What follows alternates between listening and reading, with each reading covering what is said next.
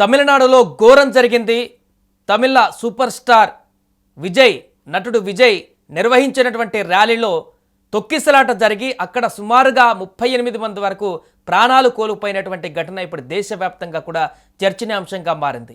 ఒక పొలిటికల్ సభలో లేకుంటే ర్యాలీలో, కార్నర్ మీటింగ్లో ఇంత భారీ స్థాయిలో మరణాలు సంభవించడం అనేది ఇదే మొదటిసారిగా తెలుస్తుంది తమిళ రాజకీయ చరిత్రలోనే.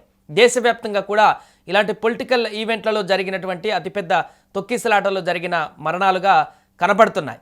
అయితే విజయ్ గత కొద్ది రోజుల క్రితమే మదురైలో నిర్వహించినటువంటి అక్కడ సభలో కూడా తొక్కిసలాట జరిగి అక్కడ 6 చనిపోయారు. అయినా కూడా మరలా అలాంటి తప్పే రిపీట్ అయింది ఇక్కడ.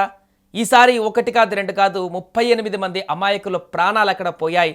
మహిళలు, చిన్నపిల్లలు చాలామంది ఈ యొక్క దుర్ఘటనలో ప్రాణాలు కోల్పోయారు. 18 మంది మహిళలు ఉన్నారు, 10 మంది చిన్నారులు ఉన్నారు. సో అయితే ఇప్పుడు ఒక చర్చ కొనసాగుతుంది.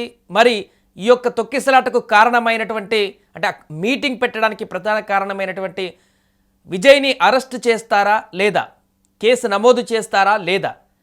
గతంలో అల్లు అర్జున్ ఇక్కడ సంజయ్ థియేటర్ వద్ద తొక్కిసలాటకు సంబంధించి అల్లు అర్జున్నే ప్రధాన పాత్రధారుడిగా ఇక్కడ చేసి అతనిపై కేసు నమోదు చేసి అరెస్ట్ వరకు కూడా తీసుకువెళ్ళిన పరిణామాన్ని ఇప్పుడు డీకోడ్ చేస్తున్నారు.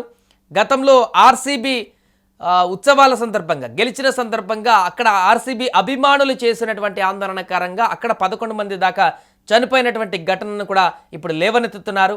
ఇప్పుడు ఈ రెండింటికంటే చాలా మేజర్ అయినటువంటి అంశం అండ్ రిపీటెడ్గా జరిగినటువంటి అంశం. ఒకసారి ఆల్రెడీ కొద్ది రోజుల క్రితమే జరిగింది విజయ్ సభలోనే తొక్కిసలాట, అక్కడ 6 చనిపోయారు. అయినా మరలా విజయ్ సభలోనే ఇలాంటి తొక్కిసలాట జరిగి ఇంతమంది చనిపోయారంటే దానికి కారణం ఎవరు అనే దానిపైన ఇప్పుడు ఇన్వెస్టిగేషన్ చేస్తున్నటువంటి పరిస్థితి.